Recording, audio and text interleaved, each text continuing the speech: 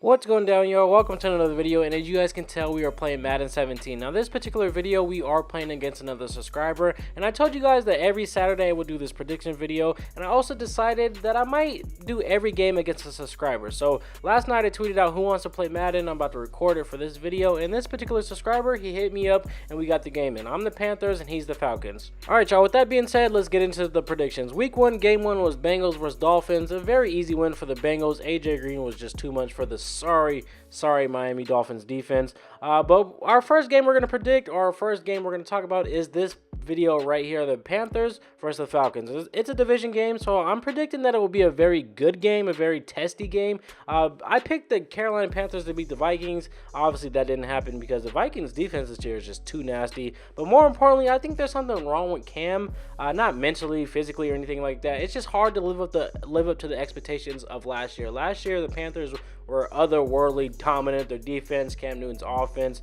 was just so dominant. And coming back this year after a tough loss in the Super Bowl, it's tough to live up to those same expectations. So I think it's more of a mental thing with Cam Newton. He's trying to live up to the hype. He's trying to prove himself. When that's not the case, he needs to just relax, be Cam Newton, and dominate. So with that being said, I am going with the Panthers in this one. Hopefully I don't look like a fool again, but I just don't think Atlanta has enough for Cam Newton and the Panthers. But even though Matt Ryan right now is looking like the best quarterback in the NFL, I know that's funny to say, but if you guys actually watch football, you know that Matt Ryan is looking really, really good right now.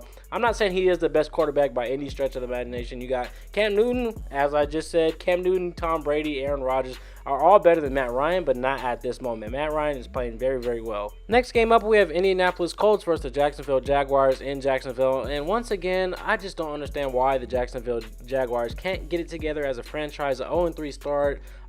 Indianapolis coming off a win against San Diego. I don't know what's wrong with the Jaguars. I'm taking Indianapolis in that one. Titans at the Houston Texans. J.J. Watt might be out for the rest of the year, which is a big blow, obviously, to the Texans defense. But they still have potential as a defense. Their offense isn't too bad. You got DeAndre Hopkins. Brock Osweiler isn't that bad. Titans coming to Houston. I might have to take Houston in that one. Browns at the Redskins. Josh Gordon. I don't know what's going on with him. He's going back into rehab. Redskins just came off a win, a stupid-ass win against the Giants, fucking Eli Manning. I'm taking Redskins at the house for sure. And the Seahawks at the New York Jets. Now, this is a tricky game because most of you guys will say Seattle on the road against the Jets. That's an easy win just because it's the Seahawks and it's the Jets. And that's not the case. Jets have a chance to beat anybody when they're at home. And the Seahawks, I know Russell Wilson's knees banged up a little bit. They haven't looked like that dominant Seattle team that we know in years past.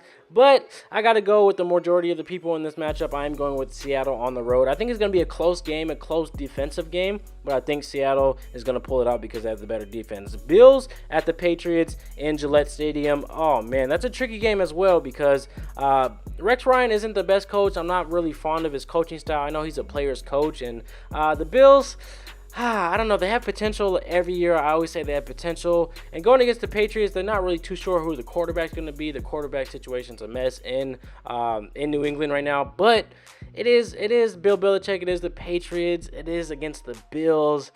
I'm tempted to go with the Bills, but I'm going to take a safe bet and go with New England. Actually, I changed my mind. Let's go with Buffalo in this matchup. I think it's going to be a very close game, but I think I just got a feeling that Buffalo is going to pull this one out. And when Tom Brady comes back, I don't think they're going to be 4-0. This is a game they're going to lose to be 3-1 when he comes back. So I'm taking Buffalo instead of New England. Next game is the Raiders at Baltimore. Oh, I didn't think about this game. That's a very tough game because two very tough defense. I know the Raiders defense isn't really good, but they are tough. Baltimore's defense every year is tough. Man. I'm going to go Oakland. Oakland on the road in Baltimore. Baltimore's 3-0, but like I said in my last video, I don't get that vibe of them going to the playoffs. I don't feel that dominant Baltimore teams like when Ray Lewis was there or anything like that. Raiders are 2-1. They're looking solid, but yeah, I'm going with Oakland. Oakland on the road in Baltimore. Mark my words, they will pull that game out. And Detroit on the road to Chicago. Oh, man. I think you guys can agree with me on this. I think Detroit's going to pull this game out easily. Chicago this year is just so bad. So bad. Their defense, their offense. They have nothing. They have no targets on offense, and their defense is suspect. Oh, man. Detroit is an easy pick. Broncos. on the road to Tampa Bay. Now, I think this is also going to be an easy pick. I'm going with the Broncos on the road just because their defense is the best in the NFL. And Jameis Winston this year is struggling with tough defense. Their secondary for the Broncos is just going to terrorize Jameis Winston. I think it's going to be a bad game for him. So I'm taking the Broncos on the road with the easy win against Tampa Bay. Rams versus Cardinals. Cardinals have not looked too good this year. They're 1-2. They should be 3-0. I don't know what's going on in Arizona, but they're going against the Rams. The Rams are 2-1. They did get embarrassed by the San Francisco 49ers week 1, but they look good the next 2 weeks. But Arizona's at home, and I can't see, there's no way in hell the LA Rams are going to Arizona, that hostile crowd, and pulling a win out. I think this is going to be 35-10 Arizona at home. And next game up is the New Orleans Saints going on the road to San Diego. Now, this is two very bad teams. Well, San Diego's not too bad. They've had 2 tough losses this season. Week 1 against the Chiefs, it went into overtime. They lost that game. And last week against the Colts, a close game, but they didn't pull it out in the end. The New Orleans Saints are just terrible this year. So bad. 0-3.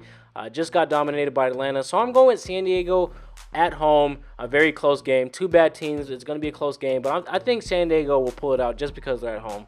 And moving on to America's favorite team, the Dallas Cowboys, going on the road to the San Francisco 49ers. Now, I know there's a lot of Cowboy fans out there, so I might get some hate for this, but I'm going with the Niners with the upset at home. Now, I know Dak Prescott's looking good. The Cowboys are looking solid without Tony Romo, which is good for Dak Prescott. I don't think he's thrown an interception as a rookie, and that's very impressive. And I got to give credit where credit's due. I'm a Cowboys hater, but I like Dak Prescott. He's very impressive for a rookie.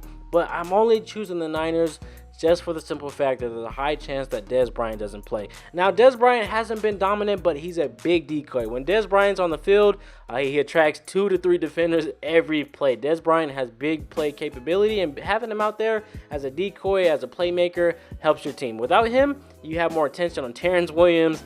And Terrence Williams, oh man, his decision-making is very suspect. So without him being on the field, I just think the Niners have enough. I know they just got beat by Seattle, but I think they have enough to, at home, to beat a very solid Cowboys team. They're not very good. They're not very great. They're just in the middle. I think the Niners at home will pull it out against the Dallas Cowboys. Don't hate me. Don't smash the dislike button. I honestly feel like the Niners will pull this one out. And the last game on Sunday Night Football, the Kansas City Chiefs are going on the road to play the Pittsburgh Steelers. Kansas City's coming off a win against the Jets, which they won 20-43. And the Pittsburgh Steelers are coming off a strange loss to the Philadelphia Eagles. If you guys watched that game, it just had a strange feel to it. The Pittsburgh Steelers lost 34-3 to the Eagles. The Eagles are good this year, but they're not that fucking good to beat the Steelers 34-3. It's kind of a weird game, but at home, Sunday Night Football, they're getting Le'Veon Bell back. I think there's going to be a lot of energy in Pittsburgh. The terrible towels are going to be waving, so I got to go with Pittsburgh in a very tough grind-out game against Kansas City. 2 very good teams, good defenses, 2 good quarterbacks, running backs. It's going to be a good game, but I think that energy in the building is going to carry the Pittsburgh Steelers to win that game. And the last game on the schedule, Monday Night Football, my New York Giants going against the Minnesota Vikings in Minnesota. Now, I know Minnesota has the best defense probably so far in the NFL. They're just very dominant. You guys see what they just did to Cam Newton last week. Their offense is not too bad. Sam Bradford's actually very impressive. I thought losing Teddy Bridgewater was going to hurt them, but bringing in Sam Bradford, it actually helped them for the better, in my opinion. 3-0, they're looking real good. Defense is probably A1, top 3 easily. But I'm going to shock you guys, and I got to go with my Giants. It's kind of hard to pick against them just because Odell's on the team and Victor Cruz and the rookie. Oh, man, I might be looking like a fucking idiot. Is this the back? This is the backflip catch. Look at this shit. Julio Jones does a backflip over 2 people. Look at this. Backflip over 2 people. I don't think y'all... Backflip over 2 people with 20 seconds left, the game on the line, and a comeback victory. Look at that. A backflip over 2 people, and he sticks to landing. Oh, my God. That basically won the game. Next play, he does a very good corner route, throws a dot, lays it in there, and there's nothing I can do about it. But back to Monday Night Football, I might be looking like a fucking idiot just because I like the Giants, but I'm going with the Giants on the road against Minnesota. Oh, man. Pray for my Giants, man. I'm hoping... I wouldn't be surprised if they got blown out. That's kind of what people are thinking, what people are saying. And look at this. Hail Mary. Ted Ginn Jr. Tip. Greg Olsen. All he had to do was catch it, and he drops it. Would have been an easy touchdown, a walk-off Hail Mary, and he drops it. Like I was saying, Go Giants. Hopefully they fucking win. Let me know your guys' week 4 predictions down in the comments, and I will see you guys in the next video.